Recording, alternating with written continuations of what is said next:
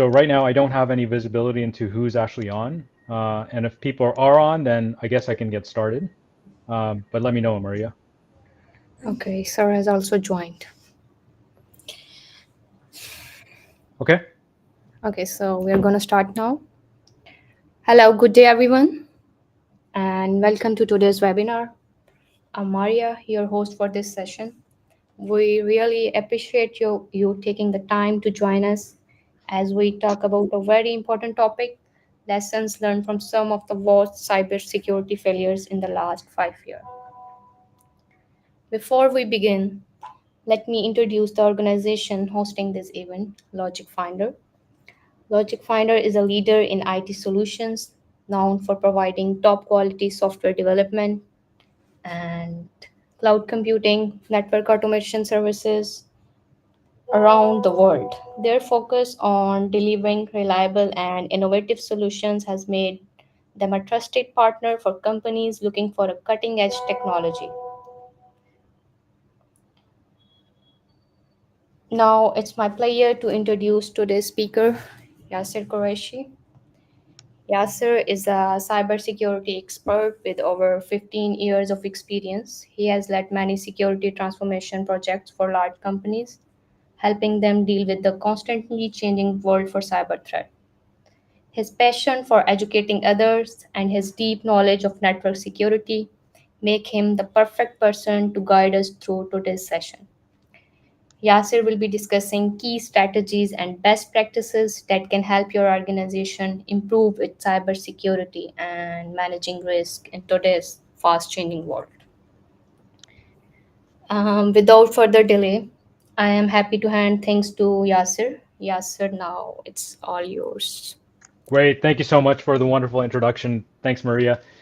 Hi, everybody. Nice to see everyone virtually. Unfortunately, I'm not able to see you, but you can see me. So hopefully we're in this together. My presentation is going to be about 20 to 30 minutes. So I'd like to have your undivided attention. Hopefully I'm able to keep your attention throughout, and this is an engaging topic. If you do have any questions along the way, feel free to type it into the chat window, and then Maria will work with me, and then we can respond to them together. Normally in this type of presentation, I would ask you to reserve all your questions to the end, but since we're kind of in a dynamic forum, I understand that it may be difficult for people to stay throughout the entire presentation. Feel free to just let us know. If you have a question on anything that I mentioned or any other thoughts that you may have, feel free to type it in the chat window. So as Maria said, I have over 18 years of professional work experience serving in a multitude of IT roles, both across public sector and private sector, all across North America. I currently work at Amazon Web Services, where I lead a team of specialist solutions architects in leading global transformation and migrations to the cloud. And from an education standpoint, I hold a bachelor's degree in computer science, and I'm in the midst of completing my master's in cybersecurity from the University of Maryland Global Campus. So my good friend Wajid, who works at Logic Finder, asked me to speak about a topic on cybersecurity. And so we started brainstorming different topics because it's such a vast field and it's always relevant. And so we decided to go with this topic as it's quite relevant. It's something that we hear about all the time. So I'd like to dive into the presentation. Now, cyber attacks are happening everywhere at an increasingly rapid pace. It's almost every week that I hear about a new cyber attack in which millions of customer records are stolen or business systems are disrupted. Just yesterday, I heard about a major cyber attack in which internet service providers were attacked by a hacker group with origins in China. The day before that, I heard about a hack at the US Capitol. And so it's clear that cyber attacks and cyber warfare are an existential threat to society today, no matter where you live in the world. What's particularly alarming is that there is such a vast spectrum of cyber attacks available. You hear everything from data breaches, command and control attacks, attacks on electric grids, oil pipelines, bank records, everything to exploding pagers. So also these cyber attacks are targeting major companies that provide services to millions of people worldwide.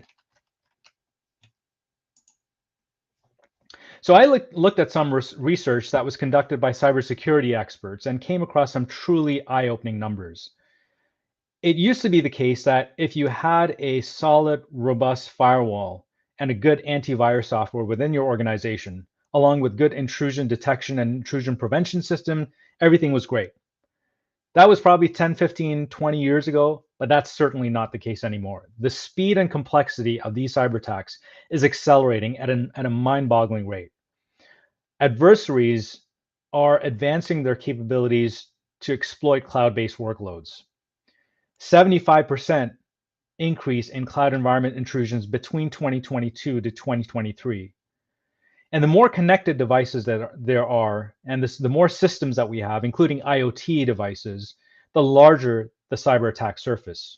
So it's not uncommon to hear about cyber attacks that target cameras that we install in our homes or our doorbells. So there's been a 72% increase in data breaches in 2023 since 2021. And I've included some of the sources of this information in here. So this one comes from the Identity Theft Resource Center.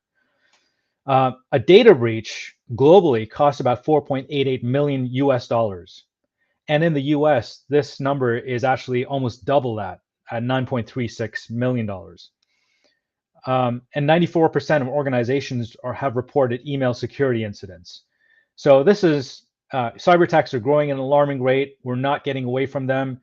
How do we actually work to improve our cybersecurity postures? That's really what the gist of this presentation is about. So what makes these cybersecurity failures significant? The loss of confidential data, business disruption. These are some of the consequences of what happens with cybersecurity failures, right? Business is certainly disrupted whenever it comes to a cyber attack. There's financial losses. So there's many cases in which companies have to pay the government, right? In many cases, I'm based in the US. So in the US, there's several companies that have had to pay US regulators millions of dollars for not complying with security standards. And in some cases, CISOs and the C-suite lose their jobs because of this. In many cases, the companies have to pay out large sums of money for ransomware. There's damage to the company's reputation. Obviously, you hear about certain companies, and the first thing you think about is the cyber attack, right? So that's definitely not a good place to be for that organization. I mentioned legal issues. I mentioned legal issues, right? Government penalties and lawsuits, disruption of critical services to people, and loss of human lives in many cases. So there is no de facto rating of the worst cybersecurity disasters. If you go to every single source, so if you type in Google or your favorite search engine, what are the worst cybersecurity disasters, you're going to come across 20 or 30 different examples, and they differ from different website to different website. Because we're limited on time, I selected 3 particular examples. Now, I'm happy to debate with you whether or not these are the absolute worst disasters, and I'm open to your feedback on that. I just had to select 3 different examples that were major, that impacted wide populations of people. And so that's what I did, right? Now, the list goes on. There's several different other examples as well.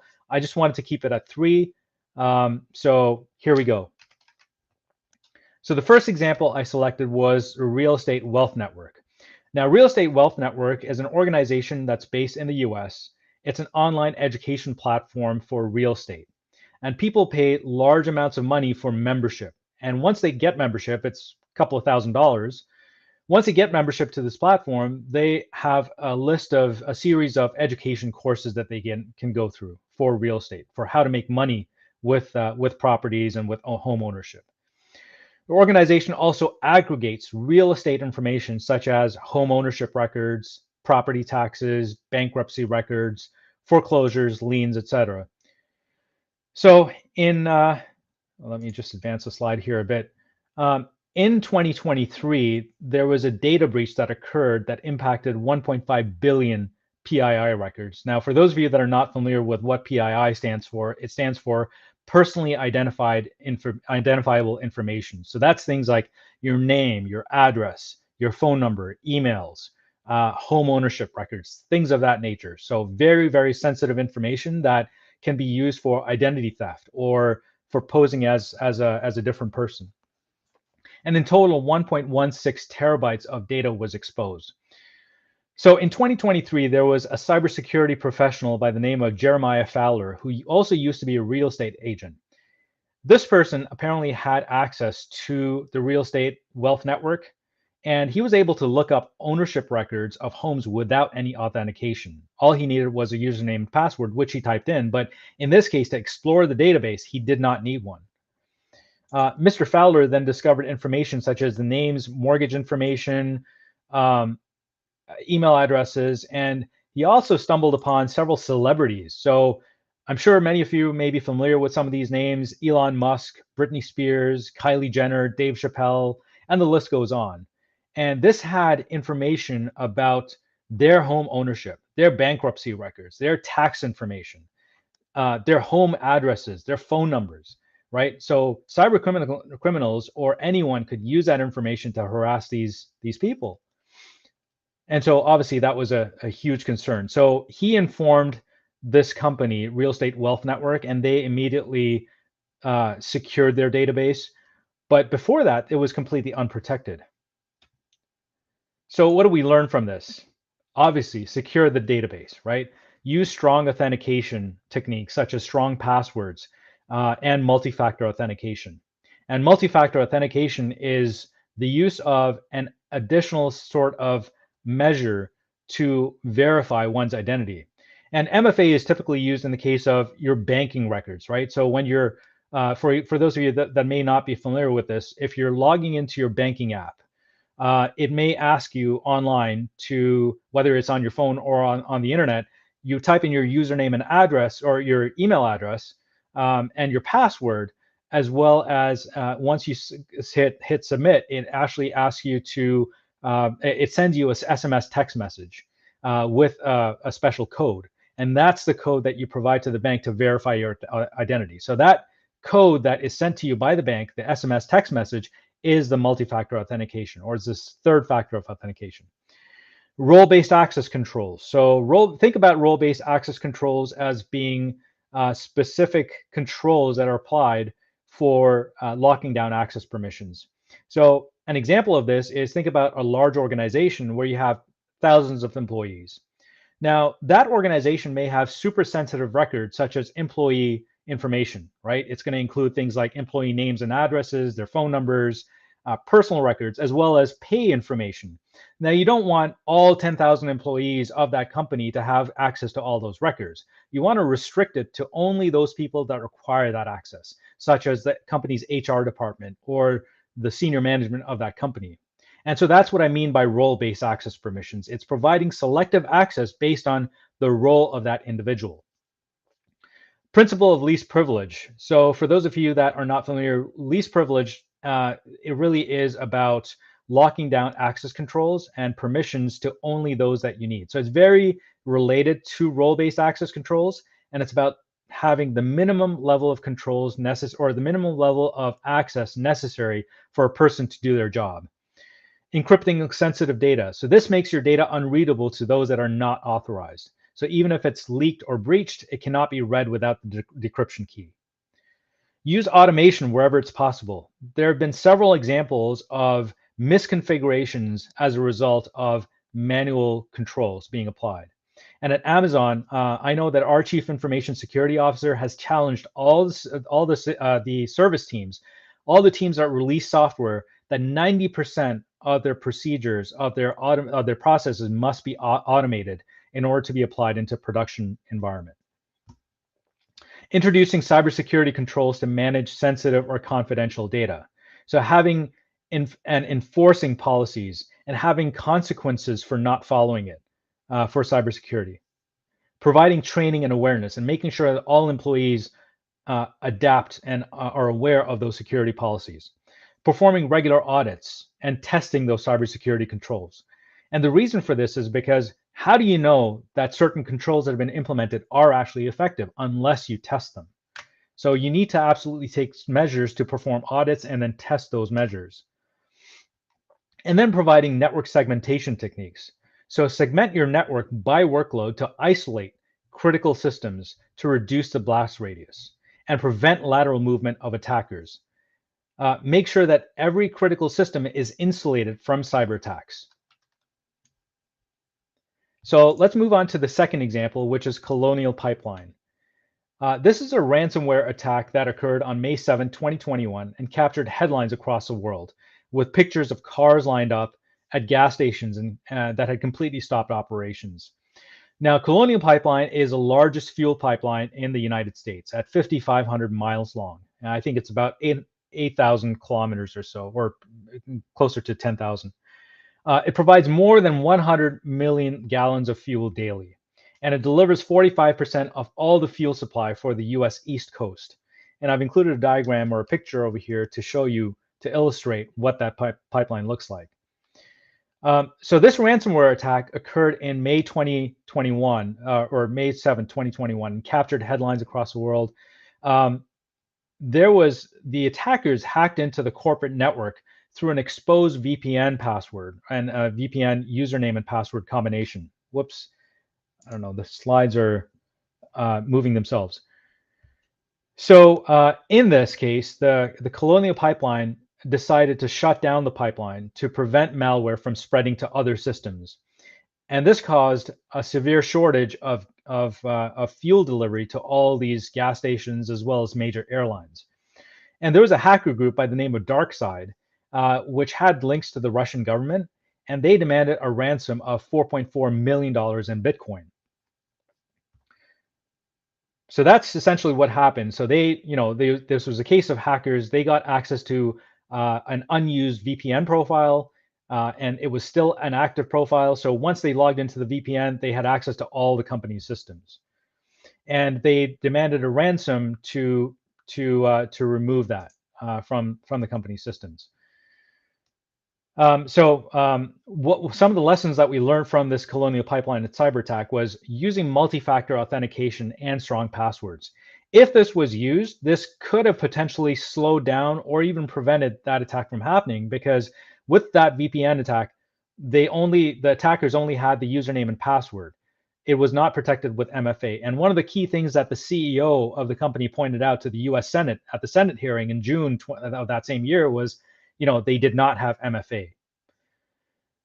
Don't use the same password for multiple accounts. It's like if you have multiple homes and you're locking them with the exact same lock and key, right? Use different passwords for different accounts. And to do that in a secure manner, storing passwords securely. Don't just remember them at the top of your head. Don't just keep them on Post-it or sticky notes, right, on your desk. Keep them in a secure storage like a password manager or a credential vault. Using role-based access controls. Moving to zero trust architecture. So zero trust architecture is really about having a security guard at every single door within your office building who validates your ID before you enter. It's an extra level of security. And increasingly, I found with the customers that I've worked with that they're moving towards zero trust architecture, or away from VPN. Think about the difference between VPN and zero trust architecture as VPN provides all or nothing access. Once you log into VPN, you have access to all the corporate systems. Whereas with zero trust architecture, you have to authenticate into every single system along the way. Once you authenticate into one system, that has no bearing or it has no dependency on another system. The system will always ask you for the full authentication credentials again and again and again. So that's an extra level of security. It's a much better form of security as well. Encrypt data and regularly back up your systems. It's not just enough to back up your systems and have your backups residing alongside and physically residing alongside your system, right? You need to store those backups in a different location, potentially even in the cloud, and secure that backup, encrypt it, restrict the access permissions to those backups. Don't just allow anyone to have access to it. Make sure that only your IT systems administrators or your cybersecurity professionals have access to those backups, and it's only used when you need it. And of course, testing those backups is super important as well. SolarWinds, that's the third example. So many of you may have already heard about this. So this is a major software company in Texas. It develops software for Fortune 500 companies. It's IT systems management software that that provides performance management metrics such as network performance management, systems performance management. It's used by IT systems administrators to remove blockages, remove congestion, and find out the overall health and safety and security of their IT systems. So what happened? Well, in 2020, at the height of COVID, this was a supply chain attack in which attackers, so these are very sophisticated attackers that infiltrated SolarWinds' corporate network through a backdoor attack. And once they infiltrated into their system, they operated completely covertly, right? Nobody knew about this attack. It was completely hidden from IT systems administrators. These attackers, once they were inside that network, they used, I think they were there for almost a year.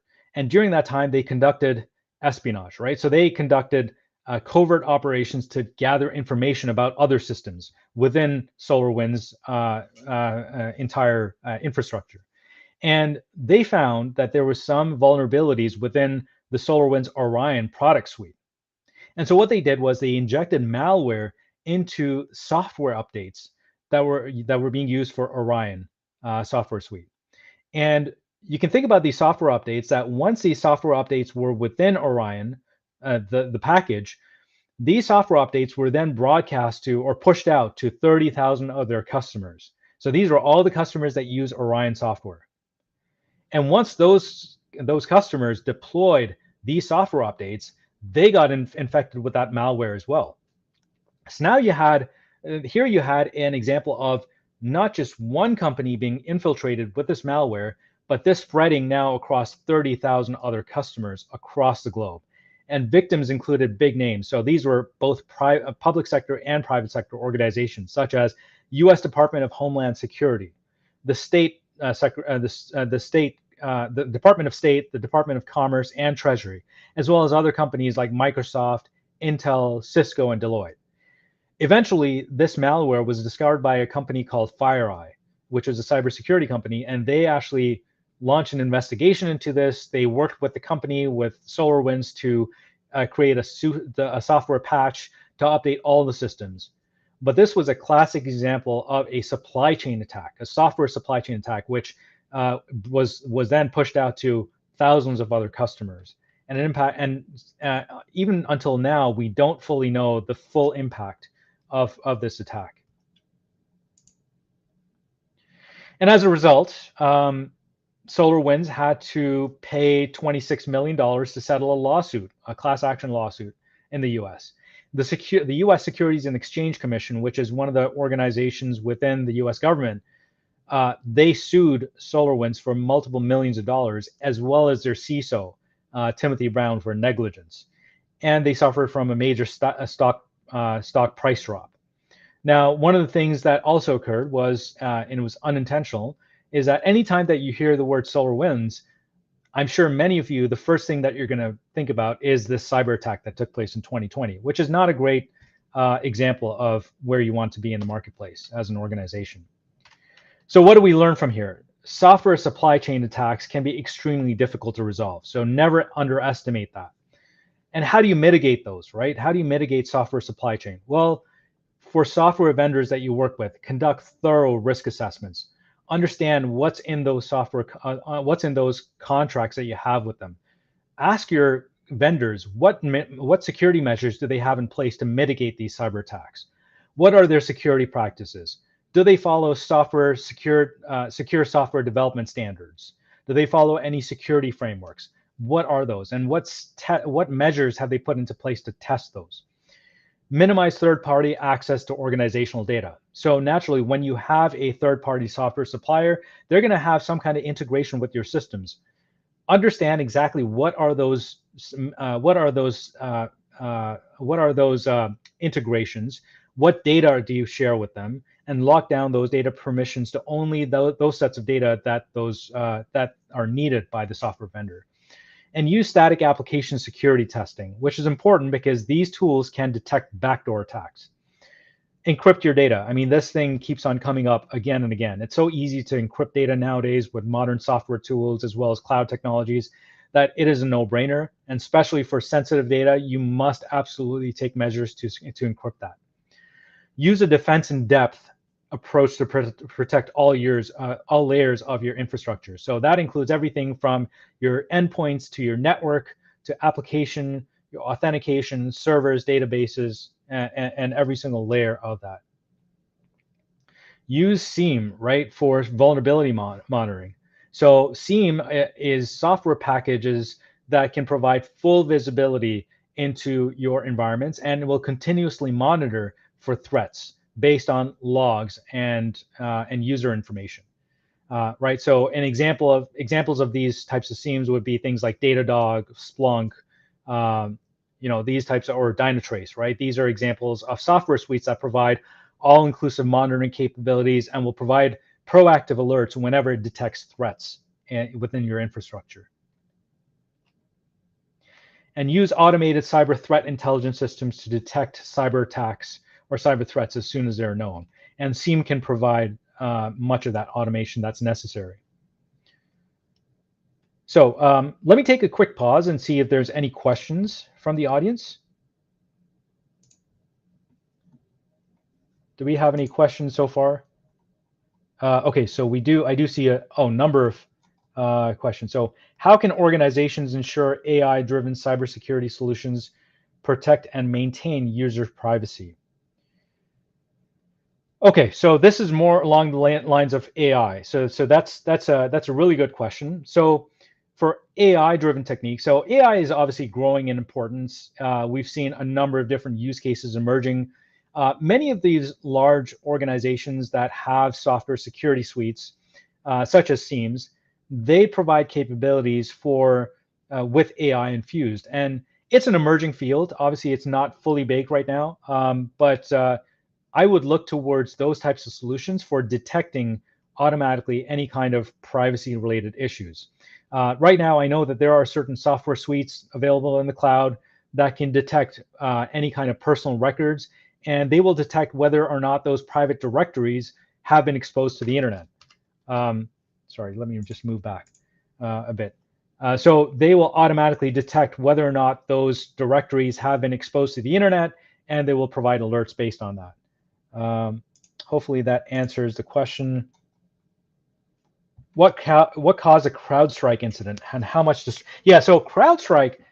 Okay, so I did a bunch of research on this, and this is actually contained in one of my LinkedIn posts as well, in my most recent one. The CrowdStrike incident was actually not a cyber attack. The CrowdStrike incident was because of a lack of testing on software updates that were made. And it was basically the software update that CrowdStrike made was pushed out to it was a supply chain attack for sure, but it was pushed out to all their customers, right? And once it was pushed out, it had a lot of configuration issues with Microsoft Windows Server. So with Windows Server, I think 2012, 2016, and 2019, it was systemic issues and it was causing conflicts within those. So when it got pushed out, it automatically got downloaded and the software updated with anyone that had CrowdStrike installed.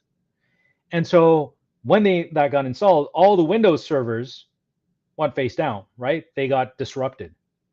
So this was not a cyber attack; it was a IT issue. It was software-driven approach issue. How could it have been mitigated? By testing those. Fully testing those and integration testing those software updates internally within CrowdStrike as well as externally, right? So a technique that I've seen many companies deploy is that before they make any software updates to their production environment, they make sure to fully test those software updates in a isolated environment, whether it's non-production, pre-production, development, or test environment, right? And making sure that those software updates actually work and they are not conflicting with other systems. So that's a major way that those could have been stopped. So great question about CrowdStrike. I encourage more research around that, but that's the gist of it. I guess some other questions too. Yeah, I do see some of those other questions. What are the best practices for securing API endpoints? So API endpoint detection, it is challenging. And one of the ways in which you can protect those is, again, using those seams, right? So I would encourage you to look at seams to protect those API endpoints using certain firewall solutions at those API endpoints. Um, Multi-factor authentication is obviously a key as well. And also like restricting and closing the surface area for those API endpoints, disallowing unsecure IP addresses, or if you're finding, if you're monitoring those IP endpoints, API endpoints, finding out exactly what are those IP addresses that are accessing it, and if you see cases where there's multiple IP addresses or multiple instances of the same IP addresses, hundreds or thousands or even millions of requests per second, that's definitely a cause for concern. Blocking those with web access firewalls. Um, Okay, so I see other things like what are the best cybersecurity practices for the renewable energy sectors? So many of these cybersecurity practices that I'm providing today are applicable across every single industry. So I would encourage you to actually look at many of these and start there, right? Those are really the cybersecurity practices. Of course, there can be some certain examples. I don't have any at the top of my head, but these cases, these examples that I'm providing you now, these best practices would apply across every single industry. Um, okay, so let's see. How are cyber attackers leveraging AI to launch their attacks? So the statement I'll make is very it's not meant to be taken in the wrong way, but yes, cyber attackers are definitely leveraging AI to launch their attacks. Now, as I said, AI is an emerging field. Many attackers are playing around with AI to launch these attacks. Many of them are taking models, right, LLMs that are not fully secured, and they're using these to create. So one of the examples I've seen is, and not a non-malicious example, but I've seen AI being used to generate code, and that's everywhere, right? You can use any kind of LLM to generate code for you, right? And so if you use a code or LLM that has not been officially authorized by any major software vendor, it can be used to create malicious code. How can it be used to stop it? Well, we need defensive tactics. We need more of these security vendors to look at threat patterns that are, infiltration patterns from these different cyber attackers, to detect them and then to prevent them in much of the same way. So we need to leverage these LLM models to stop and detect them. These. So I can't provide you any more details beyond that. It is still an emerging field, but it is something that I would encourage everyone to actually look into, especially if you're in cybersecurity. I would look at how do you leverage AI. Start to use some of these AI tools, and start with if you're not sure where to start. Coursera is a great example of where you can actually, look at free courses. They offer free courses for education, and so I can send you links to many of those to start experimenting with some of these AI tools. So that's where I'd encourage you can start with. Okay, others. How did you get into the field of cybersecurity? Okay, so as I said, I've been in the IT industry for over 18 years. Um, I started working at Amazon about 9 years ago, and at Amazon Web Services, security is number one priority for AWS, right? So whenever it is one of the core fundamentals of when you are working with customers, and I've had a customer facing role. I've been fortunate for that, and in many cases the number one hesitation for customers to move into the cloud is security.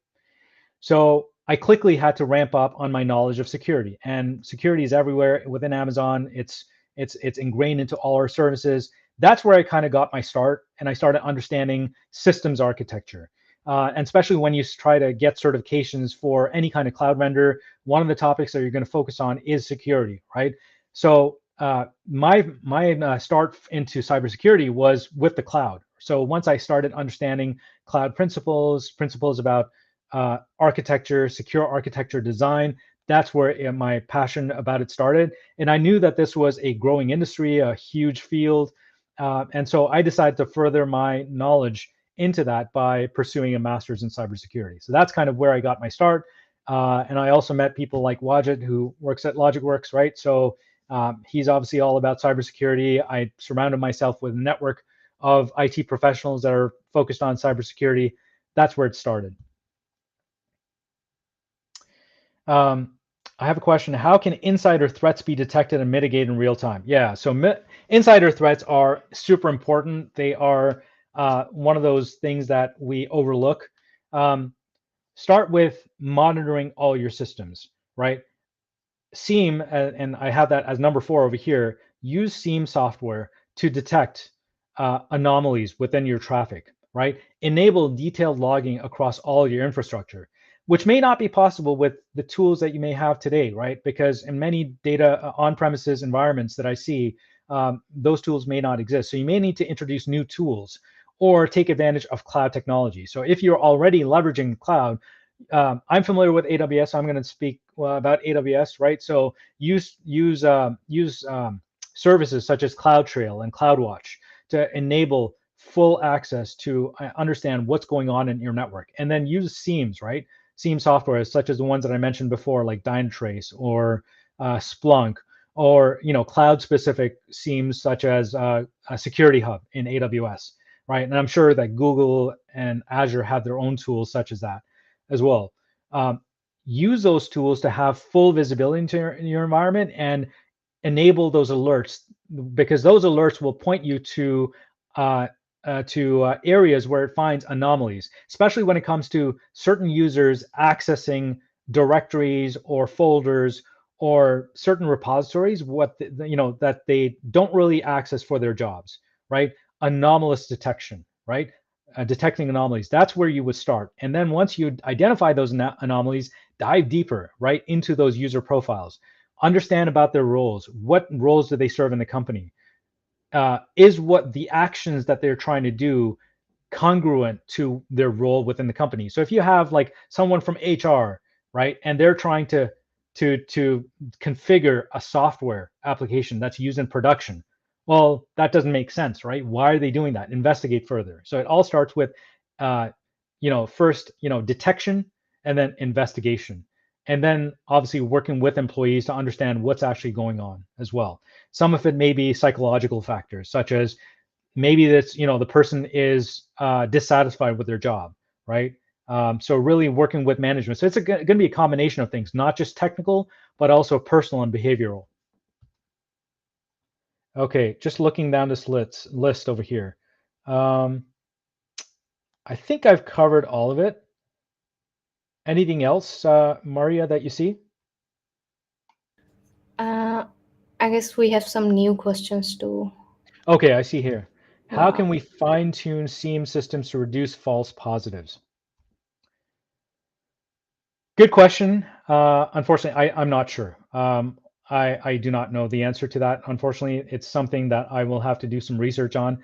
I don't work with SIEM systems every single day, so that's the honest answer. I would encourage you to look into that as well. I guess it may also depend on the SIEM system, right? The software specifically that you use. Okay, next question is, how can small and medium-sized enterprises apply these lessons given their limited resources compared to large corporations, as most of them use third-party software solutions as an alternate solutions? Yeah, so actually I have some good recommendations here that will tie into that question. So first off, keep it simple. No organization is 100% secure. Even the most secure organizations are subject to cyber attacks. By keeping it simple, complexity is the enemy of security. The more complex you make your systems, the more insecure you make them. And the reason for that is because it leads to increase of attack surface. The more complex you make your system, the less that people will understand it, and the less security controls they'll be able to apply to it, right? They may not be sure, and the more it increases the chances of data exposure for that. So start small. Develop a list of all of most security critical critical security vulnerabilities. If you have systems that contain sensitive data that do not use MFA, so start with MFA, right? Then start and weak authentication. So if implement policies to increase or enhance your strong password capabilities, right? Don't or completely disallow the use of weak passwords, right? And you can use that using very basic tools for that. Inspect your existing security controls. Implement security in layers, right? This is also called the defense in depth approach. This means that each one of your layers need to have adequate security measures in place to prevent attackers from infiltrating each layer. Earlier, we talked about endpoint security, network security, application security. So look at it in terms of layers. It's also now easier than ever to encrypt sensitive data. I'm sure this encryption came up at least 5 times during this presentation. So, encryption tools are everywhere. I encourage you, if you're using cloud environments, to turn on encryption. All right, it's quite trivial to use that. Okay, the next thing is performing regular backups of critical systems and then storing those backups in a secure location, right? So any of these recommendations don't really require that much investment in those tools. Using automation to monitor your network for intrusion, right? And that's where SIEMs can play a key role here. Performing penetration tests or security incident simulations to detect vulnerabilities. I'm going to return back to a question that I stated earlier. How do you know that your security controls are effective unless you've tested them? So performing some kind of plan to perform simulations to detect to detect those controls and whether or not those controls are working. And reviewing your supply chain security measures, right? Understanding what contracts you already have with other your security vendors or software vendors, and really diving deep into those contracts and seeing what's in those contracts, what security measures do they currently have in place, how do they test those security measures? Those are super important questions to ask your software development vendors. So that brings me to the end of my presentation. My contact information is here. Feel free to reach out on LinkedIn and connect with me. I'm happy to answer any other questions if we have a few minutes now.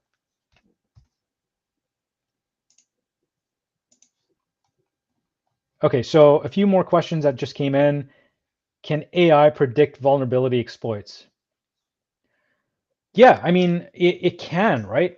So many of these tools that I currently mentioned, they have that capability to detect, right, before an attack happens.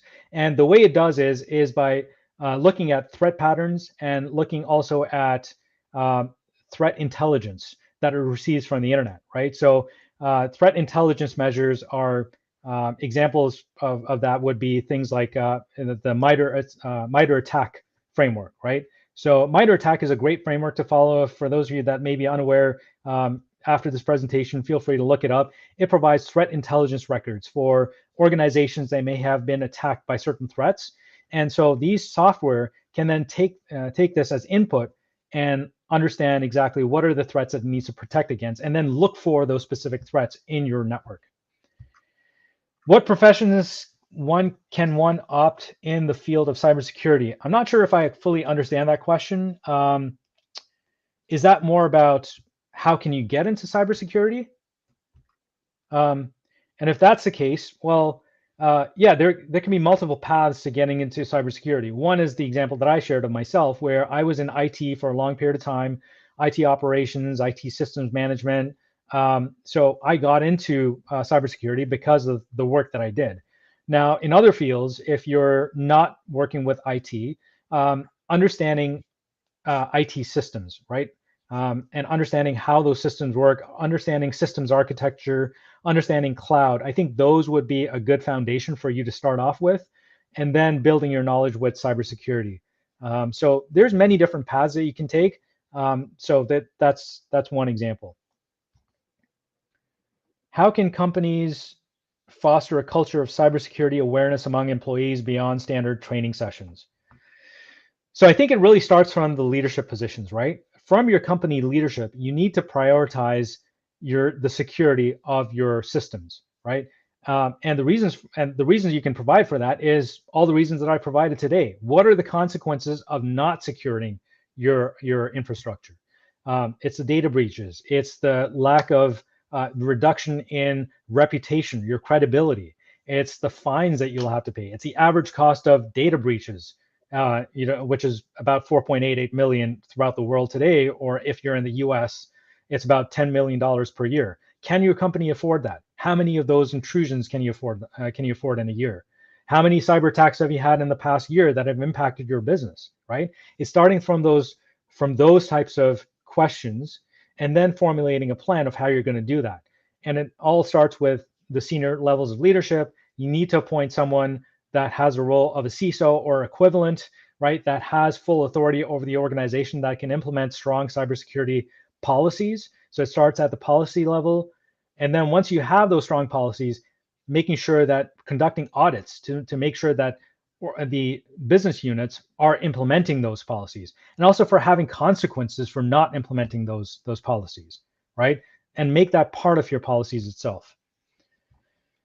And then obviously you can dive deeper into security controls, what security controls you need to have in place. So you need to surround yourself with cybersecurity professionals for that to happen. And then regular training and awareness campaigns. And beyond just training itself, I think you mentioned one of the things you can do is mandate the training, right? So across AWS, we have to take security training every single year. And if someone does not take that security training, it's a mandatory training everyone must go through. If you don't take that training, your name that then gets broadcast to the VP level, and then it gets escalated to the SVP level, right? And of course, there's consequences on your job for not having completed that security training. And then there's assessments taken after that training. So hopefully that covers off how to create that culture of awareness. I'm happy to, this seems to be a very popular topic. I'm happy to post something on my LinkedIn profile where, and maybe an article. Feel free to connect with me offline and I can share with you, the information that I have on that. Let's see. How can we implement continuous authorization using zero trust architecture? So I don't know if I fully understand that question, but zero trust architecture will enable continuous authorization, right? Continuous authentication authorization, because by implementing those principles, what you're doing is essentially you're placing this. Think about, I love metaphors, right? Because it's providing real world examples. So think about you having an office building where you've placed a security guard at at the entrance of um, every single meeting room, right? So before entering a meeting room or before entering a secured access area within your office building, the security guard will ask for your ID, right? So they'll look at you and they'll look at your ID to make sure that it matches, and then they may ask you some questions, right? So it's enabling that zero trust architecture is not all inclusive, right? It start small. Start with your business critical system first, right? Don't just allow access to like full access without a username and password. Definitely have a username and password in place, but also have multi-factor authentication, right, in place for every single critical system that you have. So hopefully that addresses it. What specific training or simulation exercises could have helped prevent the attacks in these cases? Well, as I said, I think some of these training or the simulation exercises would have been, let's go back to the data breach example of the real estate wealth network, right? So testing your security controls, right? Testing the database. This security researcher, Jeremiah Fowler, was able to, once he logged into the website, he just went to that portal and was able to pull up records, and he should not have been able to do that, right? So anyone, you can put testers in charge of that. You can put the cybersecurity team in charge of that, right? But you need to, once you deploy into production, you need someone to fully test the security of those systems. Also adopting secure software development measures. So with secure software development, it's a full practice, it's a full framework of how you think about developing software, right? It's integrating security at every single step of the security development lifecycle, right? Of this the software development lifecycle. So it's everything from the requirements phase. How do you secure it, right? What are the requirements of your software? How do you develop it? How do you test that code, right? Once you deploy it into a non-prod or prod environment, how do you test it? What are the security measures? Do you have authentication? Do you have encryption? If you don't have any of those, why not, right? Ask those why questions. I think those having a conscious um, effort on security and analyzing it with that frame of reference will work wonders, right? So you need to have a one or two professionals dedicated to securing your infrastructure and your applications.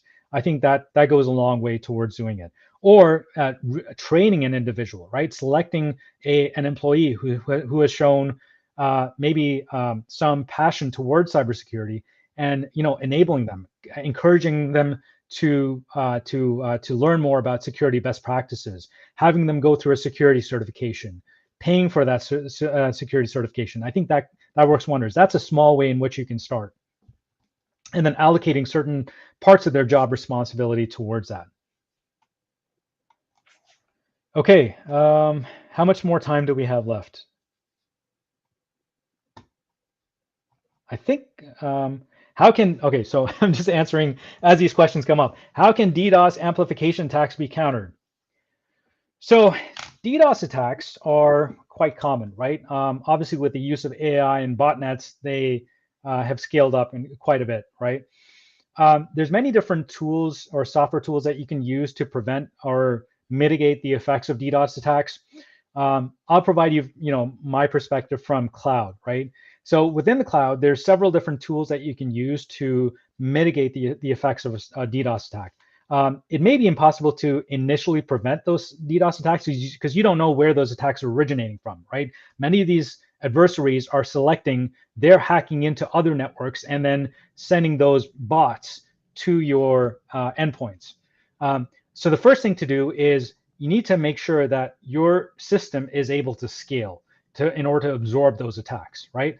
So the moment that you start detecting these attacks, you can start automatically scaling the system, so replicating the virtual machines to be able to absorb the attack, right? So that your system is not disrupted, right? Because what happens if you don't have auto scaling is if you have one or two systems or one or two servers that and you have like a million different requests that are being sent to that server is going to crash, right? And when that crashes, then those adversaries have full access to your corporate network. They can hack the database, they can get into your application server, they can even go into other systems through that, right? So the first thing you want to do is be able to absorb and auto scale that attack, so using auto scaling. The second thing to do is use a web application firewall, because once you detect those malicious IP addresses, you want to block them, right? So if you're detecting one or two IP addresses that are consistently sending traffic, immediately block those IP addresses. And then using systems software or cloud solutions like AWS Shield, right? So Shield is enabled by default with across AWS, but then there's a different level of Shield called AWS Shield Advanced. So that is a fee-based service, and in that it comes with a incident response team, right, behind you. So they will automatically detect these attacks, and they will take measures to block those attacks behind the scenes. And AWS will provide that service for you with a fee, of course.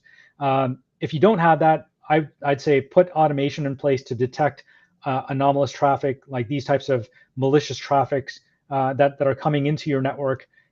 Blocking those IP addresses, using intrusion detection, intrusion prevention systems is also key to that. So as I said, there's multiple layers to it.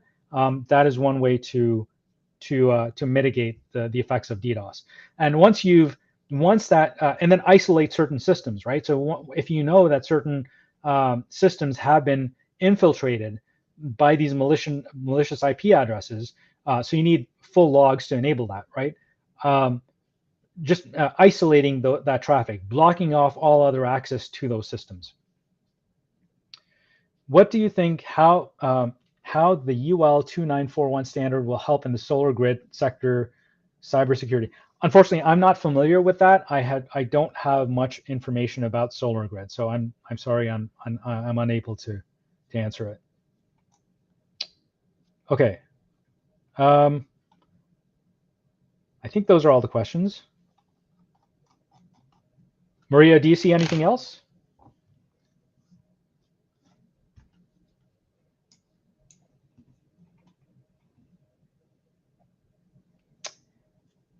Okay.